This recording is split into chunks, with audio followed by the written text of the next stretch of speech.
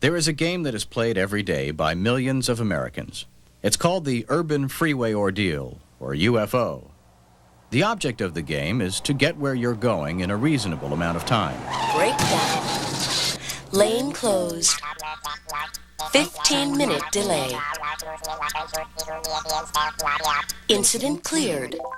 Proceed. The real players are the police, transportation department, government officials, and legislators who are responsible for operating the highway system. Accident. 2 lanes closed. 40-minute delay.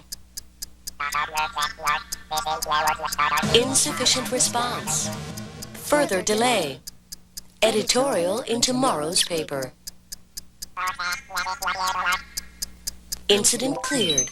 Proceed. When the players make the wrong decision, the real losers are the taxpayers who need the highways to get to work, deliver the goods, and carry on the commerce of the area. Tanker truck overturned. All lanes blocked. Insufficient response. Further delay. Editorial in paper. TV crew at your office. Insufficient response. Further delay. Fuel spill. Secondary accident. Maintenance closure. Mayor on phone. Insufficient response. Further delay. Rain. 2 breakdowns. Multi-vehicle accident. Hazardous materials spill. Livestock loose on opposing lane. Governor wants you in his office tomorrow. Insufficient response. Too late. You lose. We have total, eternal gridlock.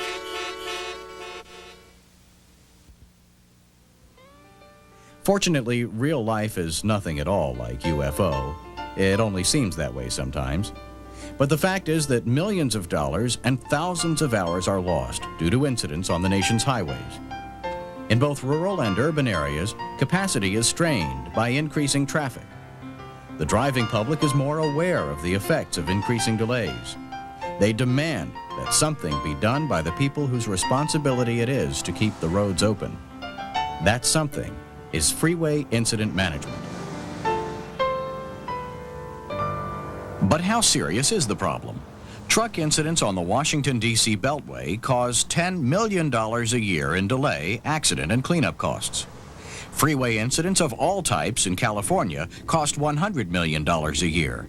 By 2005, experts estimate the cost of freeway incidents at over $90 billion nationwide. What are the mechanics of incident delay? And what must be done? A simple breakdown can cause traffic to slow down due to gawking on the part of other drivers. Capacity can be reduced by up to 20%. Block a lane and capacity drops by 50%. If 2 lanes are blocked, 80% of capacity may be lost. Even after the blockage has been cleared, congestion will continue. By the time drivers reach the accident site, everything will be gone, and they'll wonder what the problem was. They drive away mad. Mad at the police, mad at the highway department, mad at the government. How do we respond? Incident management has been practiced for many years across the country. Bridge and tunnel authorities realized the need for incident management plans long ago. During this time, many proven cost-effective techniques have been developed that will work in urban or rural areas. The current emphasis on advanced technology will provide even more tools. However, the most important thing to realize when embarking on an incident management program is that many of the procedures are simple, low cost, and can be accomplished with the resources at hand. Even the smallest effort can have dramatic results. What modern incident management does call for are new attitudes, ways of thinking, high levels of cooperation, and coordination between agencies. As public awareness of traffic congestion increases, so does the urgency to address the problem. In Fairfax County, Virginia, they found what a little new thinking can do. The traffic division of the Fairfax County Police Department was given a clear mandate to try its best to coordinate all transportation-related incidents and to efficiently clear them from the roads.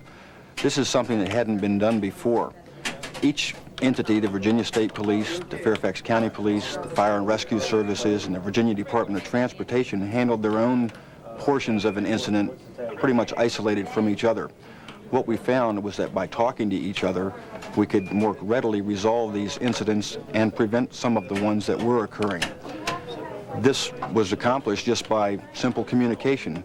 We were able to beat down some of the barriers that were perceived, such as engineers not wanting to talk to traffic cops or one agency not working well with another one. Now what we have is a very cohesive response to virtually any traffic incident that occurs, whether it's a crash, disabled vehicle, or simple traffic light malfunction. We work in a coordinated effort to reduce the amount of delay on the roadways in Northern Virginia. Once the proper institutional framework has been established, the next step in controlling incidents is to find them quickly and gather the data necessary to make the right decisions. The Los Angeles Traffic Management Center demonstrates the state-of-the-art and underscores the importance of interagency cooperation. A traffic management systems center gathers information on traffic flow from a number of sources. It can monitor an entire corridor for problems. There are many proven methods of detection. Police and transportation department vehicles are a vital source of information, as are motorist call boxes. Public transit systems radio can be organized to provide on-site information. In some jurisdictions, motorists are using cellular phones to call 911 and report incidents. Traffic reporting services can be tied into the system at almost no extra cost. Once a problem has been discovered, the proper response needs to be made. A proper response is one that meets needs at an appropriate level. You don't need a sand truck at a simple breakdown. You don't want to wait long for one at a fuel spill. These are judgment calls that need to be made by experienced personnel as quickly as possible. The Surface Patrol is one of the best and most cost-efficient levels of response. Over 3/4 of all incidents in urban areas are minor breakdowns, which cause delay far out of proportion to their seriousness. There's just so many of them: flat tires, running out of gas, engines overheating. Most of the time, these problems can be fixed quickly, often within minutes, provided they are detected quickly and the appropriate assistance is provided. In those locales where a dedicated Surface Patrol is not justified, a contract with a private towing company can perform the same service. Of course, not all incidents are minor. As time and the increased demands on freeway capacity take their toll, scenes like these are all too common. A community needs a menu of responses for every level of incident: breakdown, service vehicle, accident, tow trucks, injuries, ambulance, medevac if need be. Cranes, sand, fire trucks, police, media, public information, alternate routes and detours, cleanup equipment. When all that's ready, the trick is to have what's needed on its way as soon as possible. When something happens, you need to know what has occurred and how bad it is as soon as you can. It's kind of like triage, and the team must be ready to react. Imagination can be the first step in solving the incident problem. In Dayton, Ohio, they found that they could improve the traffic management situation with a small investment in resources and new levels of cooperation. A few years ago, in the area just beyond me, there was a 9,200-gallon propane tanker truck that overturned. The result was a huge fireball, which necessitated the closing of Interstate 75 in both directions. Now, 2 detour routes were established, one for north and one for southbound traffic, and we used on-duty police officers to facilitate the movement of that traffic. After this incident, we conducted a critique, and 3 things really came to the fore. First was the fact that our police department was unprepared to offer a coordinated approach to this particular incident. Second was, from a management perspective, we used way too many resources of the department, particularly in terms of manpower. And lastly, we wondered how many individuals were on I-75 and when they were detoured because of their unfamiliarity with Dayton became lost in our city. The police department got in touch with the city traffic department and brought in people from other departments within the city. Together, they designed the I-75 Emergency Rerouting Plan. This plan establishes detours throughout the section of I-75 that runs through Dayton. When an incident occurs, they modify existing signs to accommodate detour routing. That way, the system is in operation quickly. The traffic signs along the detour route have a hinged flap that turn it into an I-75 detour route marker. This helps avoid driver confusion and guides them efficiently back to the interstate facility. There are also portable detour signs for use in strategic locations. Dayton police officers have been briefed on how to react to interstate closures. They watch a video program about the necessary steps to better incident management. The detour plans will be placed on computers so that the officer in the patrol car can call up the information right there.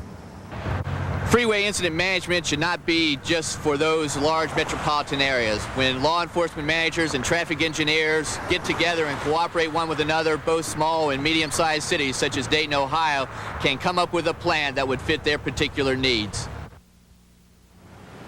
While the incident is being cleared, traffic builds up.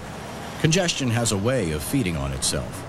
Incidents can cause additional incidents, secondary accidents, breakdowns, overheating. Plans must be in place to detour traffic as quickly as possible and divert others from the incident area. Drivers want to know what's happening. Depending on the situation, different communications media can speed the latest information to the motoring public. Traffic reporting services, highway advisory radio, changeable message signs are all ways of getting the word out.